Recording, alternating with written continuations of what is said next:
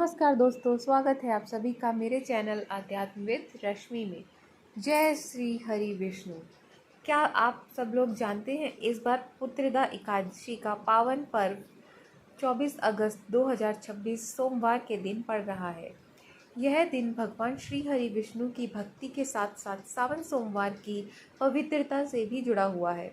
कहा जाता है कि पुत्रदा एकादशी का व्रत श्रद्धापूर्वक करने से और इस व्रत की कथा सुनने से भगवान विष्णु का आशीर्वाद प्राप्त होता है और घर परिवार में सुख शांति एवं संतान से जुड़ी मनोकामनाएं पूर्ति का आशीर्वाद हमें प्राप्त होता है। तो आइए बिना देर किए सुनते हैं पुत्रदा एकादशी की व्रत कथा। कथा सुनने से पहले भगवान विष्णु का स्मरण करें और श्रद्धा से बोलें, कृष्णाय वासुदेवाय हरये परमात्मने प्रणतः कलेशनाशाय गोविंदाय नमो नमः। हरे कृष्णा। आप सभी को सावन के पुत्रदा एकादशी की हार्दिक शुभकामनाएं। आइए, श्रावण मास की शुक्ल पक्ष की एकादशी को पुत्रदा एकादशी कहा जाता है।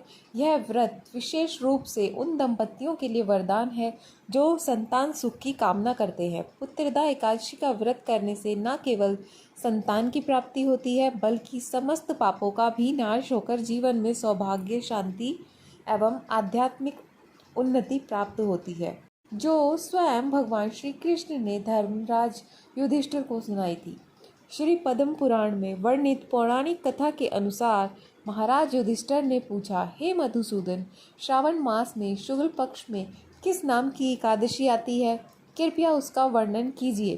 तब भगवान श्री कृष्ण बोले, हे राजन, प्राचीन काल की बात है। द्वापर युग के प्रारंभ का समय था। महिष्मती नगर में राजा महिजीत अपने राज्य का पालन करते थे, किंतु उन्हें कोई पुत्र नहीं था। इसलिए वह राज्य उन्हें सुखदायक नहीं लगता था।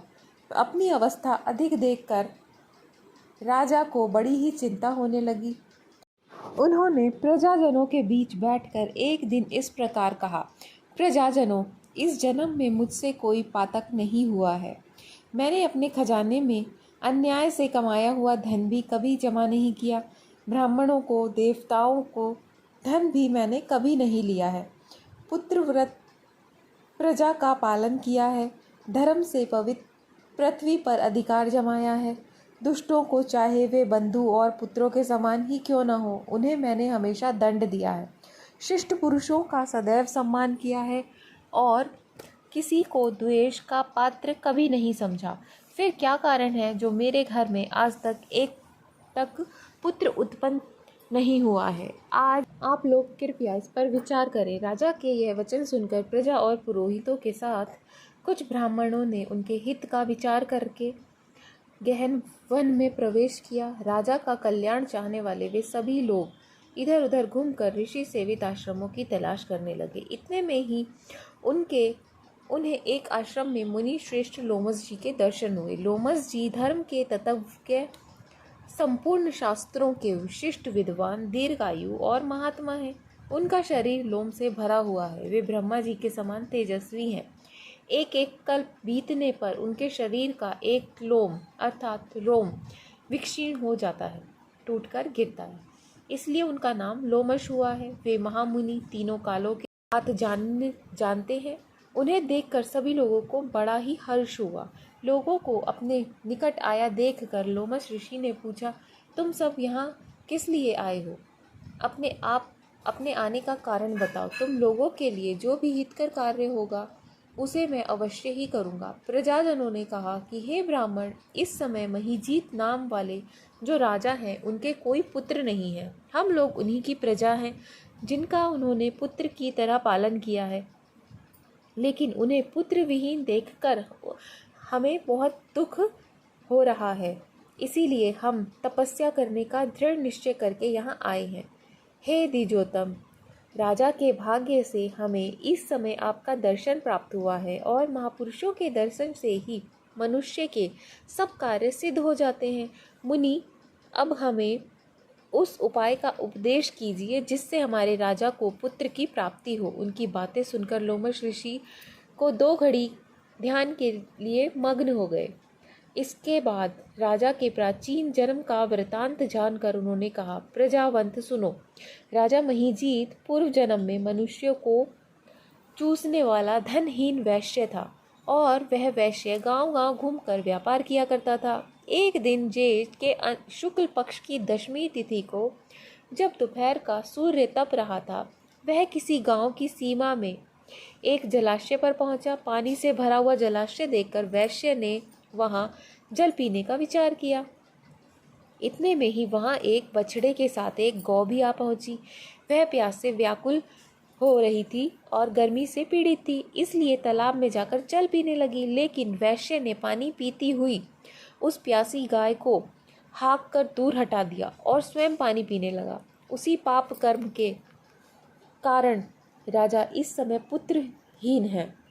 किसी जन्म के पुण्य से इन्हें निष्कंटक राज्य की प्राप्ति हुई है। और प्रजाजनों ने कहा, मुनि, किंतु पुराणों में तो उल्लेख है कि प्रायश्चित रूप पुण्य से ही पाप नष्ट हो जाते हैं, इसलिए कृपया करके ऐसा पुण्य कर्म का उपदेश कीजिए जिससे उस पाप का नाश हो सके।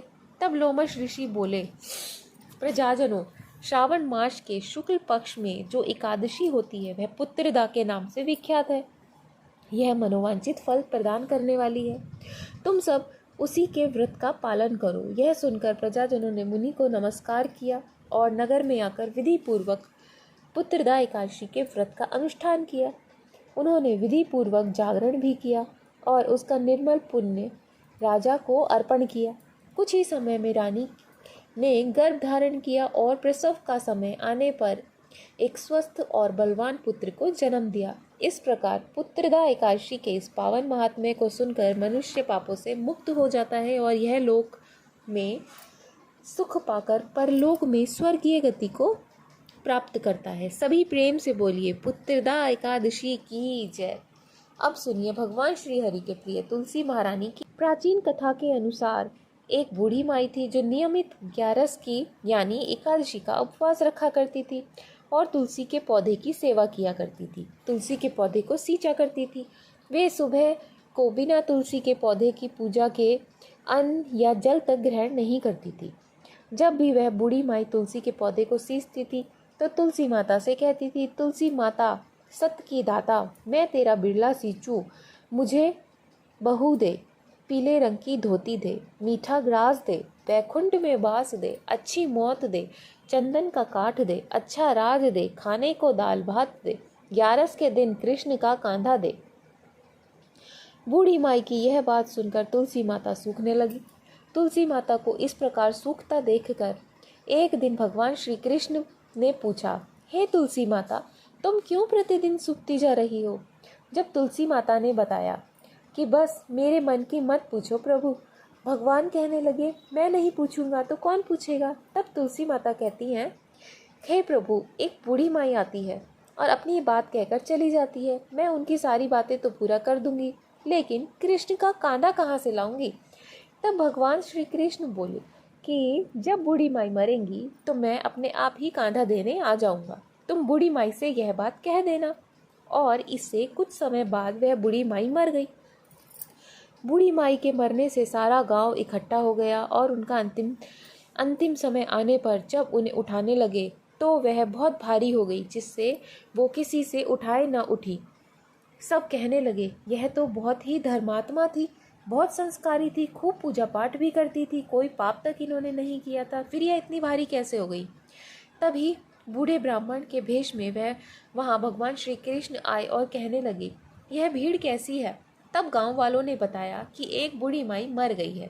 आज एकादशी का दिन है। वो इतनी पापिन थी कि उसकी अर्थी तक उठाई नहीं जा रही। यह तो बहुत भारी हो गई है। भगवान बोले कि मुझे उनके कान में कुछ कह लेने दो, फिर यह उठ जाएंगी।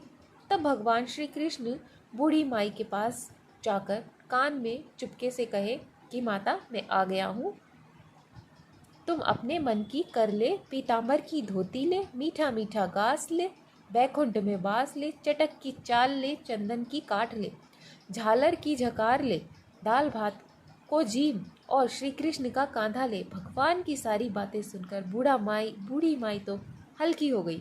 तब भगवान कृष्ण उन्हें अपने कांधे पर लेकर गए इस प्रकार बूढ़ी माई को मुक्ति मिल गई और वह वैकुंठ लोक को चली गई। हे तुलसी माता, जैसे आपने उन बूढ़ी माई को मुक्ति दी है वैसे ही सभी को मुक्ति देना। जैसे भगवान ने उन्हें कांधा दिया वैसे ही हम सबको भी देना। प्रेम से बोलिए श्री कृष्ण भगवान की जय, तुलसी माता की जय। अगर आपको यह कथा अच्छी लगी हो तो मेरे चैनल को लाइक और सब्सक्राइब करना न भूलें। धन्यवाद।